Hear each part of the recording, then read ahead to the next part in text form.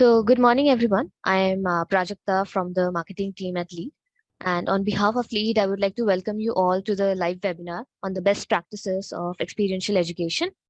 At Lead, we are big on sharing knowledge and expertise related to school education.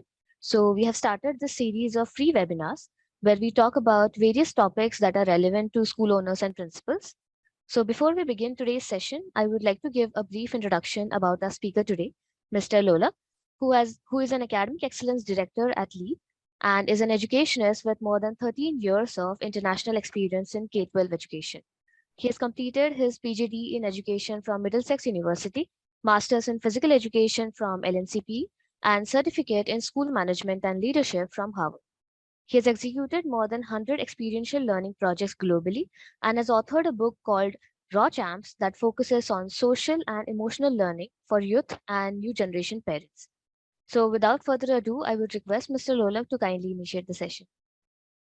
Hey, good morning, everyone. Good morning, Prajita. Thank you so much for the introduction. And I'm very excited to be part of this webinar and share some of my experiences and knowledge in terms of what I have done and how we can actually take experiential learning into each and every school in this country. In our country, it is very important to have experiential learning because we live in a very practical world, and it's very important to understand that we always have seen Indian yoga and everything. That's where, and that comes from the experience on the figured out the different small techniques to make sure that they are successful in life in a fast moving, highly competent environment in India. And in our school, it is very important to start or practice the experiential education in big way, because this is the fundamental way a child start its learning. From birth, every child learn from the experience. And it is triggered by curiosity. It is triggered by wanting to know more, and also the need to grow and flourish as human beings. But at some point in life, what happens is that we start giving students or kids what they should learn. And that's where we actually make students to start learning from books, start learning from limited resources, where the unlimited knowledge is missing. So that is where the experiential learning has to come inside and play a critical role. And in the post-COVID world, it has become more and more important to have in-depth knowledge on specific areas, on their own specialization, so that they never lose the chance to thrive in this world. And it is exactly like our fingerprints. Every human is unique, and every unique human have unique talent. And in future, this unique talent is going to give them the opportunity to live and thrive in the new world order. Having said that, we have to follow a certain pattern or certain steps to make sure that this happens in our school or in our education.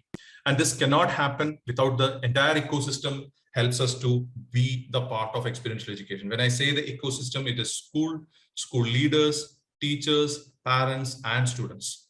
So entire ecosystem have to play a critical role in terms of how experiential learning can be adopted in the classroom, outside the classroom, in community, and in the entire country. In the modern world, experiential learning has been a debating topic since 1984. And it is with David Cobb, who have actually conceptualized the theory of experiential learning and said that every experiential learning is a cycle which starts with concrete experience. It's basically a simple experience of what happens. And then people reflect on that experience knowingly or unknowingly, then which help them to create certain ideas and linking that with the existing knowledge. And then it goes to the last phase of, again, the experimentation, testing it again, and again coming back to the concrete experience. So if you look at the evolution of every product in this world that has gone through it, a simple thing is that a telephone transforming to a mobile is also under the same cycle of experience. You have a wired phone, which is having a round dial, then it became the button, then it became touch screen, then it became mobile, and today it's coming to the next level. So this is what the learning will take us to, from point A to point B. That's what the all learning will take us from. But experiential learning in particularly goes through all these four circles. It happens with every success and failures in life. That's the beauty of it. Now, when I talk about the modern experiential learning theory and all, I have to take each one of you to the Indian model of it. In India, much before David Cobb's, someone who has started the experiential learning in form of school was existing. I would request the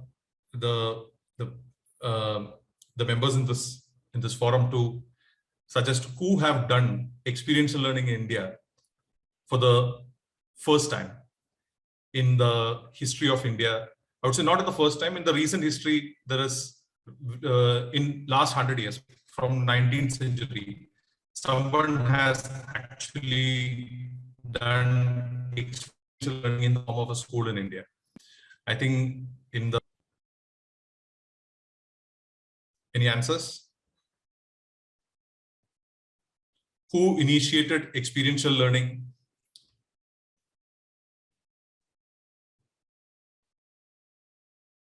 Jiddu Krishnamurthy, great.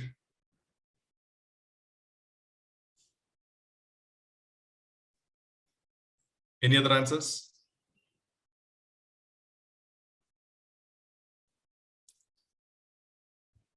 So, without taking much of the time, Rabindranath Tagore is the visionary who actually did an experience school. Actually, he called it an experience school because he was he born in a very rich family, as you all know, and he didn't like the formal schooling that was there in India during the colonial times. It was just creating cogs in the wheels of British colonialism. So it was just to fuel the colonial mindset in the country.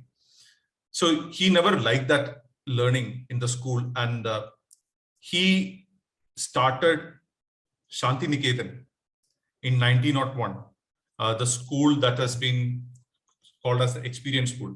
So much before David Cobb's, much before these theories come into exist in the Western world, it was existing in India. And it has produced some of the best minds in the country, which became into a university as well. Even today, Shantiniketan Vishwabharati University is almost staying the same way, keeping the essence of what an experiential learning should look like. It enhanced the learning of Amartya Sen is an alumni of the Vishwabharati University, one of the most notable person there. So humanism, internationalization, and the sustainability has been the core of Indian values and Indian education system.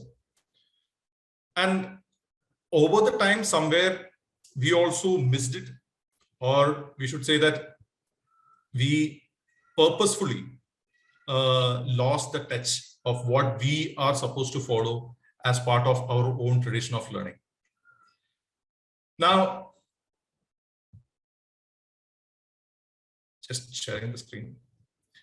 Now, is it important to start something like this in our school?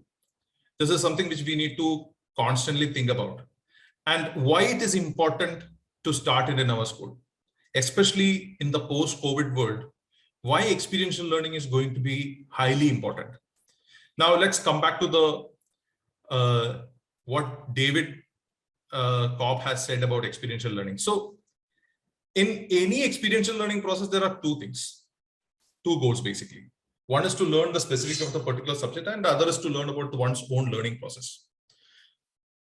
Any subject you learn, if it is not related to your own life, that subject doesn't stay with you, or you don't actually understand the sense of learning that objectives in classroom or outside classroom. That's the fundamental of learning. And the most interesting part is that many a times when a student come out of the school, he has a confusion. Why did I learn all these things in school? What is this relevance of learning world over in my life? What is the relevance of me learning sine theta, cos theta, tan theta in school days in my life? Is it going to help me? I should have just known how to add and multiply, which would have easily helped me to calculate the money, count the money in my hand. And yeah, English to an extent helped me to survive. But why did I learn the rest of the subject? Why did I learn chemistry? Why did I learn organic chemistry? Why did I spend all my life learning this? So this is the question every child, at least every one of us as adults would have asked to ourselves when we pass out of the college. Many things that we learn in school days is not applicable in a job. So this is because we never experienced the need of it in our life. We have just theoretically learned it and just put it in a paper to score some marks. But is that going to be the need in future? That's where we need to understand that in post-COVID world, why it is going to be very, very important to understand and enact experiential learning in every classroom. For example, today, the traditionally valued skills are moving to contemporary skills. So what are the traditionally valued skills? For example, it is repetition, pattern recognition, prediction, memorization, any skill connected with collecting, storing, and reproducing or retrieving the information was the traditionally valued skill. If you look at an old clerk who sits in an office, he does that job. He have to remember what happened 5 days back. He has to memorize it. He has to write it. He has to reproduce it. So, but what happened today? And all these traditionally valued skills have been taken away by IT industry. Job has that artificial intelligence, computers are doing those jobs now. And over the time, robots will also come to do this job. Now, these skills need to be replaced by contemporary skills. Contemporary skills such as creativity, curiosity, critical thinking, growth mindset, and communication, global competence. Now, these are going to be the future skills that are needed for a child or a boy or girl to be successful in the future world, or you can say in 2030 or 2040. It is very important to change our mindset of being more human than competing with machines. The jobs that are done by machines should be left to the machines. And as humans, what we are best at, we should start focusing on, which is keeping our values high, keeping our creativity high, keeping our communication higher than anyone, and making sure that we are more and more empathetic, understanding, and helping people each other, so that's when you create employment or creating the employability for yourself. So becoming more human rather than competing with mission is very, very important in a post-COVID world. Apart from all these things, the COVID has also taught us that how important it is to change the leadership styles. For example, previously you could actually monitor your entire team in office. Today, you need to have a specific skill set to monitor the people in remote locations. What are those skill sets? Previously, you could see people working in front of you and make sure that they are working. But in today's world, as a leader, I don't have that opportunity because my team is spread across a specific region. If I'm not empathetic, if I'm not value-based, if I'm not understanding them, I will never be able to understand what kind of work my team is even doing. So it's very, very important to become more and more human, interconnected, even remotely, to make sure that we are successful in the post-COVID world. Now, understanding that these are very, very important, how do we actually prepare the teachers in the classroom? Because it all starts with preparing the teachers in the classroom. From there it starts and it goes down to students, to the house, to the parent, to the community, everywhere. And everything starts with teacher, because teacher is the fundamental piece of experiential education. Now, I have a simple question. Rajita, you can start the poll. Who owns the learning in a school? If you take a minute and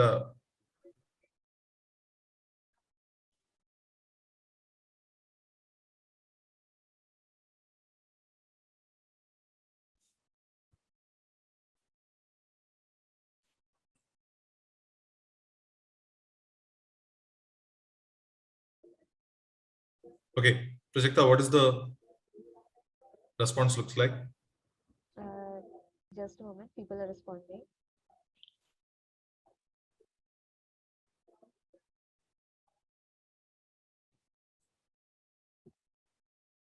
I'm requesting all the attendees to participate in the question. Who owns the learning in a school?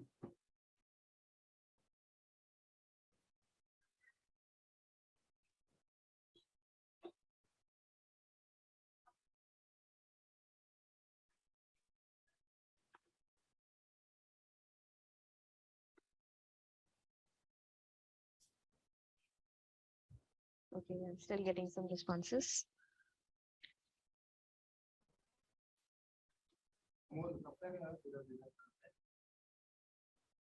I'm excited to see what the answer looks like.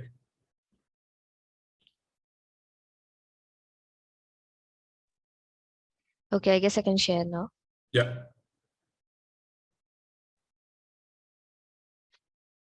Yeah. See, school owner, principal, teacher, and the students. Fantastic. So thank you for participating, first of all. Actually, is it the students who owns the learning in the school? If students own the learning, then we are saying teachers are only for teaching. Now, this is where the difference we have to understand. When students own the learning, we are passing the buck to the students. Basically, as teachers have to own the learning in the school. And that's where the experiential learning starts. We can have a strong debate on this topic because this is always a debatable topic in every forum, who owns the learning. But I personally feel that in an experiential learning world, teacher owns the learning. Teacher curate the experience. And the student reflect on that experience and enhance the learning to active experimentation. Now, owning the learning has to be done by teacher because of many important reasons. One, when teacher owns the learning, teacher design the classroom. When teacher owns the learning, teacher makes sure that every topic has been understood by the student in his own or in his own way. And it is very important for the teacher to understand whether the students sitting in the classroom has understood what has been taught in the classroom. And that's where the ownership of learning comes. Now, coming to the point of ownership of learning, I want to actually start with the kindergarten. In a kindergarten, when I was visiting some of the schools in India, what I found is that we set up the classroom in a form which is basically a theatrical or a lecture hall kind of a classroom. Unfortunately, an experiential learning starts with the basic infrastructure and how we put the infrastructure, how we demonstrate the infrastructure in a classroom. It is very, very important. We need to start our kindergartens by small group style seating. Even if your existing furnitures don't support it, it is very important to have that. In LEAD, we have a methodology of multi-modal learning. We promote multi-modal learning in a classroom where the TV is there and the tab is there with the teacher. And just imagine in your mind, there is a TV in a classroom, there's a tab in a classroom, and the children sit in a small group and start doing activities in that small group. This is where the first step of experiential learning start in a classroom. Now, in a kindergarten classroom, I normally recommend that all the four corners of the classroom have to be designed as an activity area. And a good kindergarten classroom always looks like that. It should have an art corner where the students can go and sit and do some art, painting and things like that. There should be a tech corner where today a computer should be set up so that the student, if the student want to go and see, feel, touch, it is possible. There's a sensory area where the student want to go and sit if he wants some peace, calm. So that is a silent corner. And there should be a reading corner. So all four corners of the classroom to be having a specific area like this. And in the center of the classroom, just imagine the children sitting in a small groups. Now the teacher have enough space to move around the classroom. And when the teacher move around the classroom, teacher will be able to see, feel what is happening in that small groups. Here, there is no first benches and last benches. Because in many of the school, I have seen the first benches and last benches concept going hand to hand, which is not the right way to have it in a classroom. And this is where the teacher starts owning the learning. Because here, teacher will move around and see the activities happening and comes back and give the feedback. So when teacher give constant feedback, when teacher give constant support to each and every small group sitting in the classroom, that's where the teachers start owning the learning process. So I start with how the physical system or physical structure of a classroom looks like, if you want to develop experiential learning from the classroom side. Now, coming to the point of how we need to enhance this. It is enhance this in the classroom and how the teacher thinks about experiential learning. When I speak with many teachers, teachers tell that this is a tough thing. This is a little bit difficult to execute because we have a lot of portion to cover. And my answer to that is like, if you're thinking about traveling from point A to point B by walking, that is what lecture method is. You just walk from point A to point B. That is how lecturing happens in a classroom. But experiential learning is almost like cycling or driving a car. Initially, it is a bit difficult to learn it. It is a bit difficult to understand how it is to be done. Exactly like how you took time to learn cycling or driving. But once you start cycling, it's fast. You will cover the portions faster than you think. You will cover multiple portions faster than you think. And to make the teacher's life easy, in an experiential learning classroom, there is only 5 questions to ask. If you ask 5 key questions, we answer entire thing in the classroom. The student, actually, these are the 5 questions you need to ask the students to reflect on. First question is, what are we doing? If you're taking a topic and if you're making sure that there are right in things and the models and the things that are required in the classroom. So that is what we are doing actually. For example, preparing a chart about a topic, preparing a model about a topic. preparing a quiz about a topic. So that is what we are doing. Now the second question, what happened? What is the result of what you're doing right now in a classroom? For example, a simple example is that imagine you are making a paper rocket. What all things can be taught by making a paper rocket? Now, using a paper rocket, they understand the flight, they understand the parabola, the travel, they understand how the force is being, what is the different kind of force that has been applied on it. So what happened is something that the student have to reflect on, and sharing that result with their peers. When they sit in a group, they discuss about it, they share their experience to each other. That's what happens. What is important? Now the student will analyze and understand what is the important things to be learned from that experiment that happened in a classroom. From there, the student go to, so what? I understood the result, how it is actually been helping in the real life experience. For example, just taking the example of the paper flight, how much this paper flight is going to help in understanding about the real flight. For example, I still remember my experience of visiting Boeing with a group of students. And there is a workshop that Boeing conducts for the students about the flight. And if you would have seen the old days, flight used to have the wings that are actually very much straight. It would be exactly like this. But over the years, if you look at the flight wings, it started having the curves. Now, if you look at the flight wings, it actually looks like this.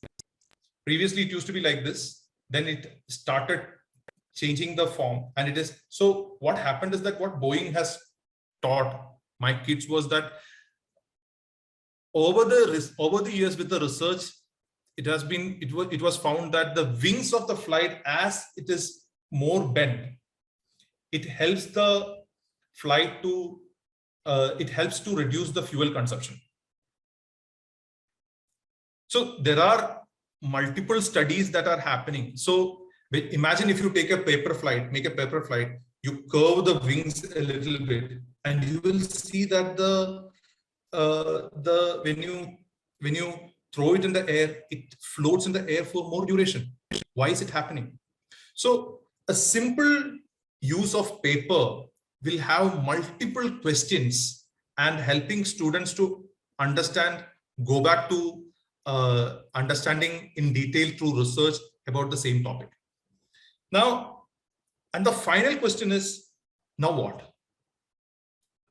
What are we doing? What happened? What is important? So what? And now what? Now what is how it is going to be applying in your own life? How it is going to be in a similar situation or different situation you are going to apply this knowledge.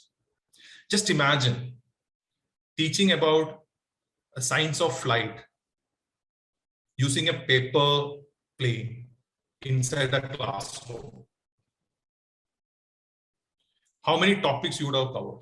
Bayes' law, you would have covered inertia, you would have covered the wind, you would have covered multiple other areas in that. So instead of, this is what I told about walking as a lecture and cycling or driving a car as an experiential learning.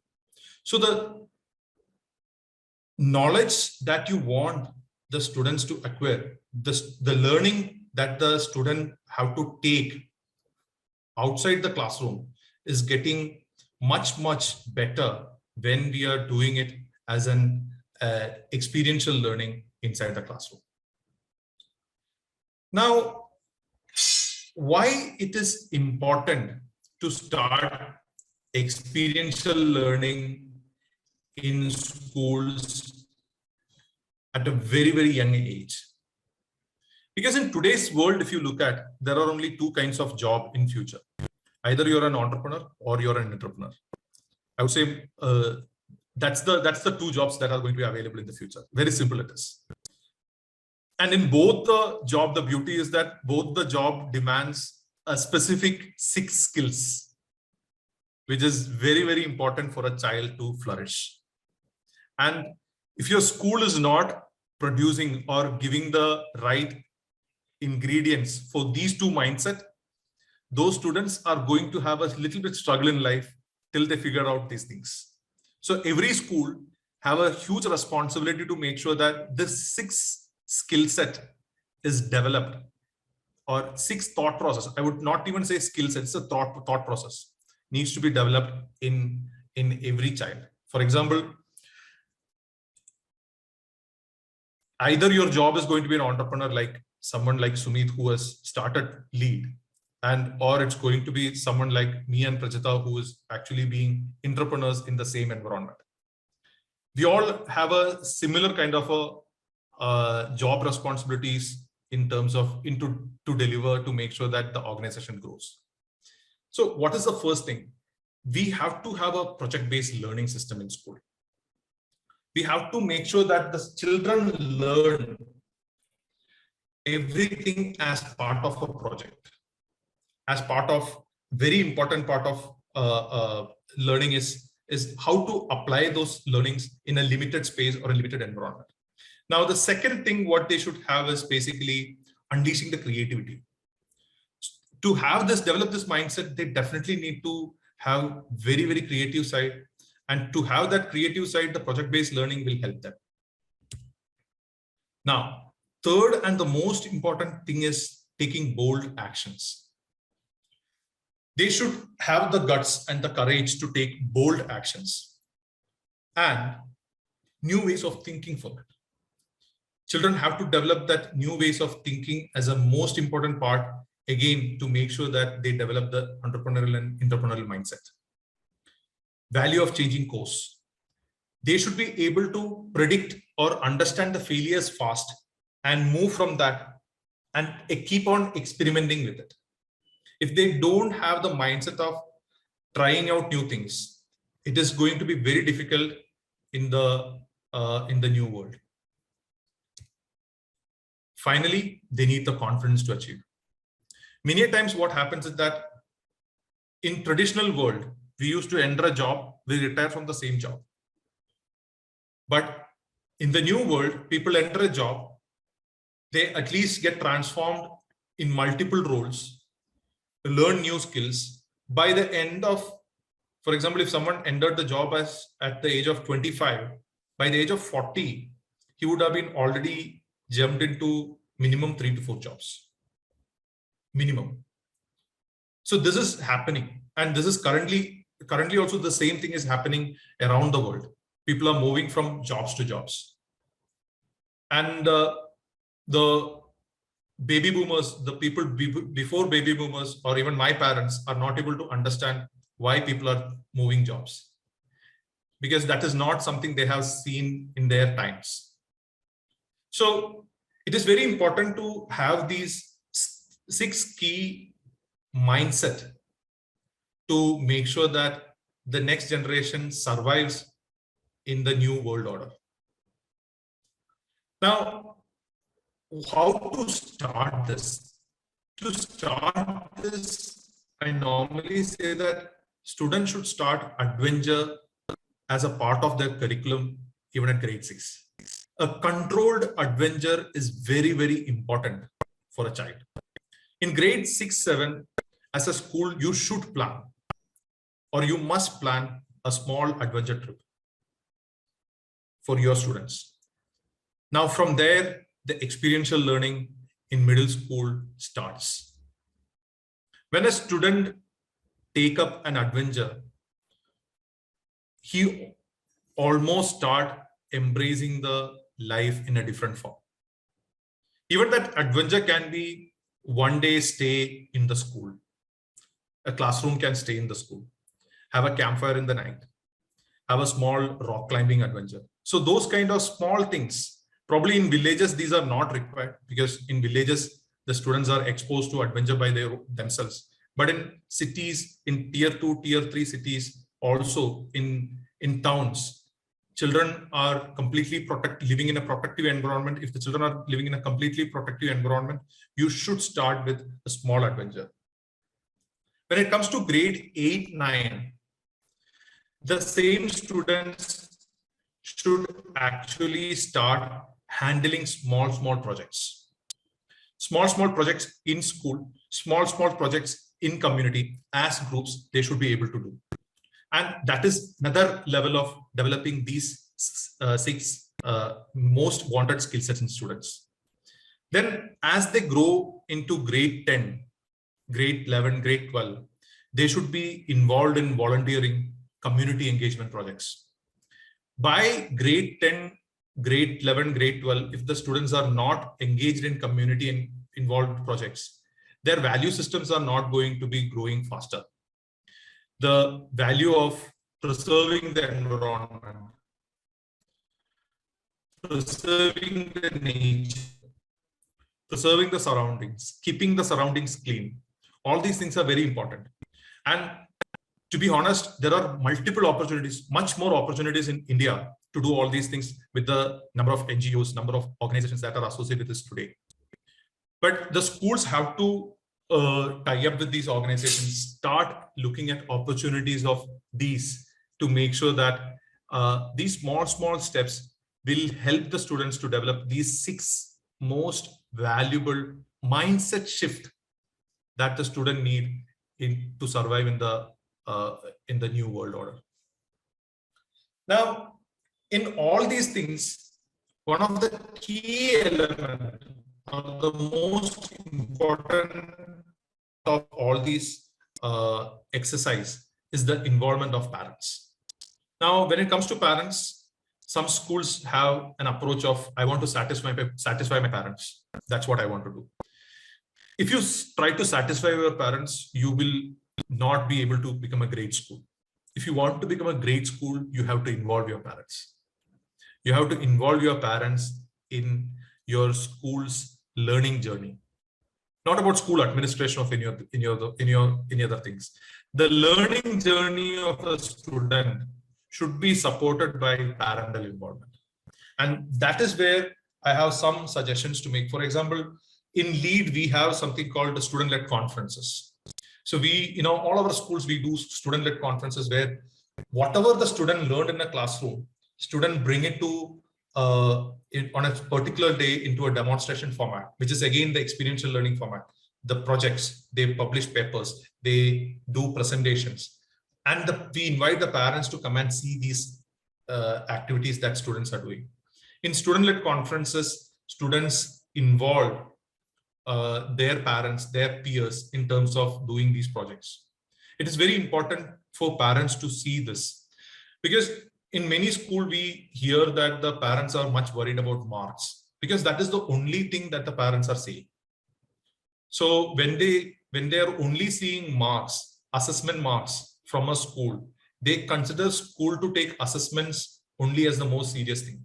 But if a school also take student activities, students' overall development, the 6 mindset that I talked about, developing that 6 mindset in students as the most important part, then the parents will automatically think about that. It is all about how the school develop the perception in parent about the schooling. So to do that, you need to develop parent partnership in learning activities inside and outside school. In my previous experience, when I was managing a group of schools, what we did was that we selected a group of parents. We asked the parents to volunteer from different professions to help the students to understand about their profession. And the beauty was that there was a chef in my school whose children were studying in our school. He volunteered to do a session for students about cooking and all. And it became a super hit session in the school that I have to at least do 10 sessions in a year because of the success of that session. And the parent himself became a volunteer in terms of helping us understand the importance of cooking, and he even became the member of the mess management committee in the school. He helped us in making the school mess one of the best.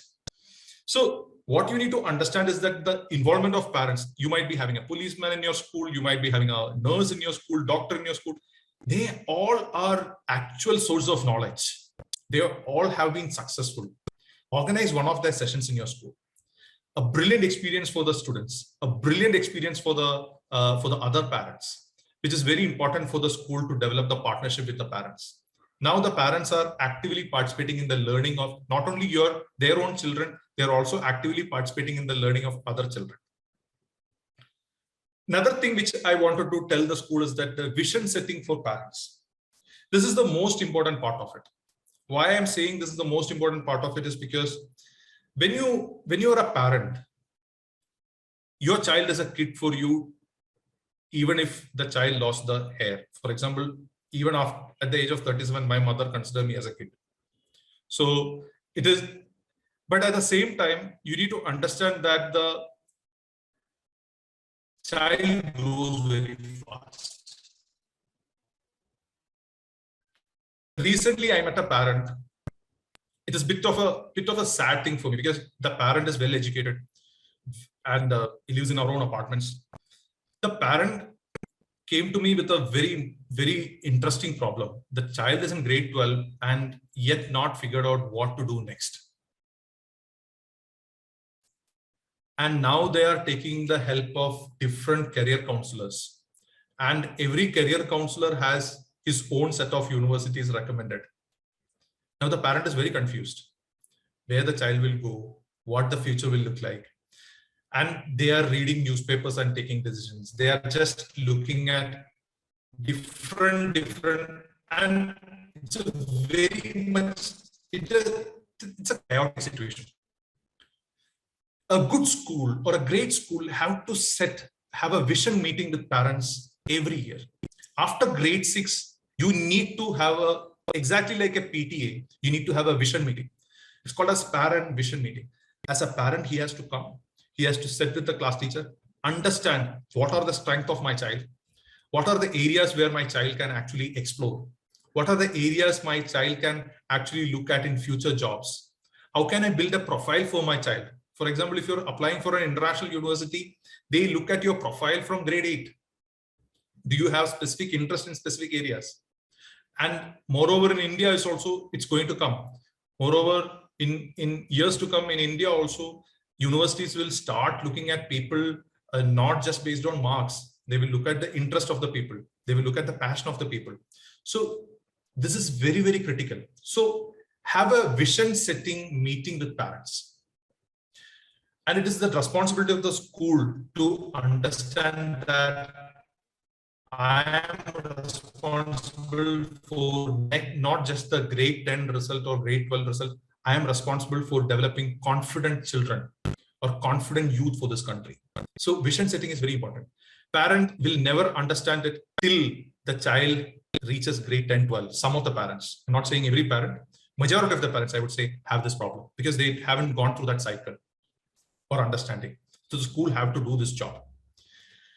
Parenting education, especially in kindergarten students. Parents are right now struggling because in previous times, when we were living as a joint family, grandfather, grandmother will be there to teach the parents how to parent and all those things. But today in a nuclear family where the parents are working in some other place, and unfortunately, we are not learning how to be a good parent in a school or in a college. So it is again the responsibility of the school to make sure that the new parents understand how to be a great parent. There are a lot of questions, there are a lot of doubts. We think parenting is a simple process, it will go. No, as a parent, I struggled. I have gone through that journey. Me and my wife have traveled that journey. Good thing is that I was supported very well by a school also in that way. So I see this as a very important part, especially kindergarten students. In the primary schools, you should have a parenting education sessions happening, and you have to make it mandatory for the parents to attend it. Because until you make it mandatory for the parents to attend it, they will not see the importance of it, and show them the bigger picture. But when you show the bigger picture, they will definitely attend it also. And these are small, simple hacks in experiential learning that can actually transform your school into a better experience and make sure that your school is very successful. As lead, we will be able to help you, support you in this journey. And please feel free to ask any questions about this, about the session. Thank you, Lola, for such an informative session. I think there were some network disturbances in between, so some people might have missed some points. In case you have any questions, please type them in the chat, or you can also use the Q&A button. We'll be available for 10 minutes more to answer all of your questions.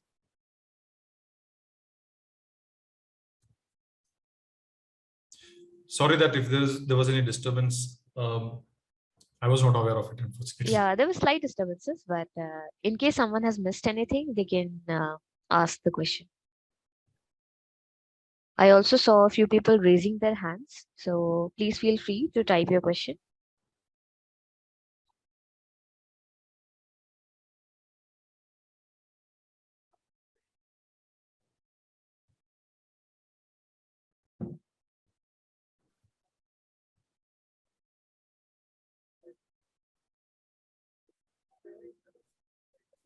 Okay, we may wait for 5 minutes, and in the meanwhile, I would also request everyone to please share your feedback on the webinar so that it can help us improve further.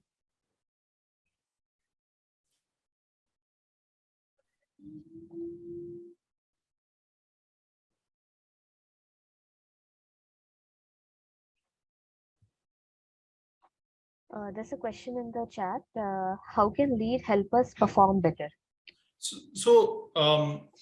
Krishna, thank you so much for asking that question. So lead has a very interesting methodology of learning or impacting knowledge in school. Number one is we transform the classrooms, which is the first thing first thing is to transform the classroom into a digital classroom or multi-modal classroom environment where you have TV and tab. Tab has entire lesson plan. It also have the element of experiential learning in that. So what are the activities the student should do? Everything is there in the tab. So that's where it starts the journey. That's not just the end of the journey. That's the beginning of the journey. Then lead has something called a 7-step of excellence for any school. So what we do in 7-step of excellence is that we start with the teacher development workshop. Then we also have a observation and coaching session for the teachers. Then we followed by something called SLC, which I talked about. SLC is basically student-led conferences where the students demonstrate what they learned. Then we go to, again, observation and coaching for the teachers, because we constantly go to the school and see how the school is implementing our program. And also we will help you to understand how your teachers are performing on day-to-day classes. So we have a mechanism in terms of how much the teachers are using the classroom resources, how much the teachers are using the homework, iHomework, which is the way students get the homework. And moreover than that, what happens is that in the entire journey, you will be helped in terms of giving frequent advices, frequent tips to improve your school's atmosphere. And another important part is the school excellence kit. So we provide a school with an excellence kit which has entire experiential learning products mapped to the curriculum. So you just need to take that to the classroom and do the classes. So it is an integrated journey, integrated learning model, which helps you a lot to get into a right framework of learning and development in a school. So any more questions, please write to us and we will be happy to help you. There are a few more questions, Lola. So one is how to give a clear career goal to higher grade students. Jijo, higher grade students, you need to start your career goal not at grade +1 and +2. That's the first thing is. It has to start from grade 8. And the parent education should start at grade 6. School have to start making parents prepared from grade 6 that in next 5 years, your son, your daughter is going to enter into a career space. In next 2 years, they are going to be adolescents and they are going to start behaving a bit differently. Many times parents come and complain that by grade 8, my child has completely changed. What happened to him? What happened to her? Yeah, it is supposed to happen because they are becoming adolescents. I normally say that adolescence is basically adult with common sense. It's time they start developing common sense. So they behave a little bit different. They are no more child. So you need to understand, the parent need to understand it. Then grade 8 onwards, it is very important to recognize the child, not as a child, as an adult, and start giving him responsibilities to make decisions. That is the beginning of a career goal. Sometimes parents take this career goal as their own problem. That is where the children will feel lethargic. They're like, yeah, it's fine. Anyway, my parent has decided for me, so I have to anyway do that only. That's the biggest problem. School has the major responsibility to tell the parent, don't do this. Stop doing this. Start making them responsible. Tell them you are an adult. Now you have to own your own goals.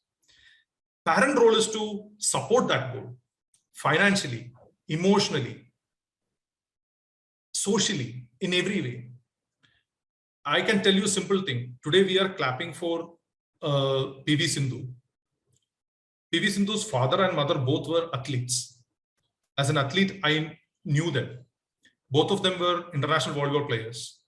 Sindhu had a dream of becoming a badminton player. Her father, mother supported her continuously to become what she is today.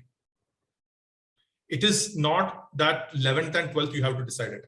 It has to start much earlier. And you need to, as a school, I would say that school have to have one teacher trained on how to set career goal for the parents. If you're not a high-end school which cannot pay a career counselor's salary, you should have 1 or 2 teachers trained to guide parents in this journey. And teachers will also love this journey. So help them to get trained. That's how it should start. Sometimes parents are very resistant to the recommendation given by teacher. They only need result. How to manage that? Krishna, the point is that it is not the parents are resistant to the recommendation given by the teacher. It is about what kind of continuous recommendations you are giving. See, reinforcement is very important. One time you tell the parent, they will be resistant. Tell them with facts, tell them with figures, call them continuously, make them understand. Then they understand that the school is also taking responsibility of the child. See, many times what parents are today feeling, what I felt the parents feeling is that parents are feeling that schools are not taking the responsibility of my child. So I have to own this. Everything is on my head. Not really. The learning is the responsibility of the teacher. Learning is the responsibility of the school. When the school take learning as their responsibility, parents will start trusting you. And that is when the change will start. And it is constant positive reinforcement. And constant positive reinforcement is needed to the parents also, because and it has to start from your parental education program in kindergarten. You have to have a parental education program in kindergarten and set the goal, set the school's objectives very clearly in front of the parent. That this is what my school is aiming for. This is how we are going to go for next 5 years, 10 years. And in grade 6, we will have a vision setting meeting with you, making sure that you are aware of what is next to be done to the child, how the child's journey need to be designed. So this is the most important part. Catch them young. Exactly.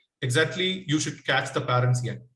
You should catch the parents young into your system and make sure that the parent understand your system well. Hey, I'm a science teacher. As mentioned, I totally see the value of project. Thank you, ma'am. Thank you so much. What sections shall I conduct in my class so that I can take best use of my time? Okay, so great. If you have I would say that no more than 40 minutes is not required in the classroom, and 10 minutes to explain anything, 20 minutes for activities, and 10 minutes for reflection. Simple. That's how the classroom should look like. Because if you take 10 minutes, first 10 minutes to, and that's where the teacher saves the energy. Teacher doesn't need to spend all 40 minutes lecturing and 8 periods in a day lecturing. It is going to take you a lot of energy. So what you need to do is set the context first. Take 2 to 3 minutes to set the context of the class. Next 7 minutes, explain what is the activity. Give them the tools. Give them 20 minutes to do the activity. Move around the classroom. Observe who's doing activity nice. Show them the role model to the other people.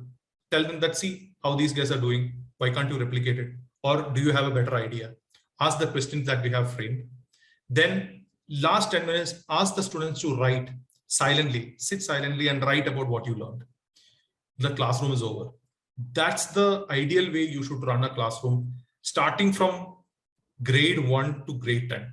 If you do that, your classroom will be very interesting. Children will enjoy it. And even if you have 1 hour, last 20 minutes, you can still ask the students to come and present it. If you have additional 20 minutes, ask the students to come and present what they have learned. So every day, if you do this exercise, students develop the confidence to speak. Students develop the confidence to come and present, which is very, very important.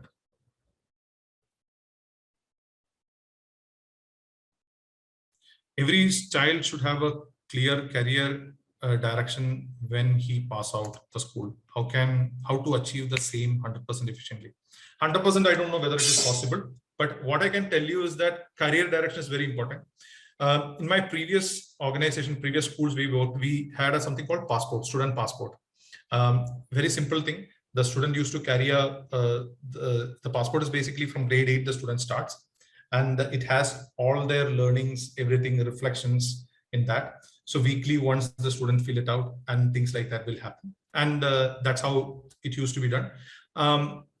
And over the time, children develop its own, his or her own career direction in the process. So it used to help.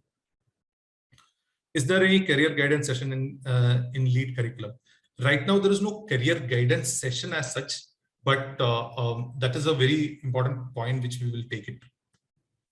Usually for KG children, we have a set of rhymes to train the children pronunciation. In lead, we have songs in morning routine low. Reason skipping the rhymes part in the daily plan. So it's about not about, actually it's a very curriculum oriented question. What I would like to recommend is that we follow a particular way of teaching. Starts with phonics, which is the right way of teaching the language to the children. And songs are very, very important to set the context, because it helps the children to enjoy certain music and develop interest in the language. So the first thing of developing any language is developing the interest. Pronunciation will come at the phonics level. So phonics needs to be taught in the classroom as part of developing the pronunciation. And that's why it is there. But I think rhymes are also there in our curriculum. So it should be in the fall. And as I'm explaining this, I'm also want to reiterate the fact that if you have more questions on this part, it would be happy to ping me and I will be able to take this separately with you. That would help us.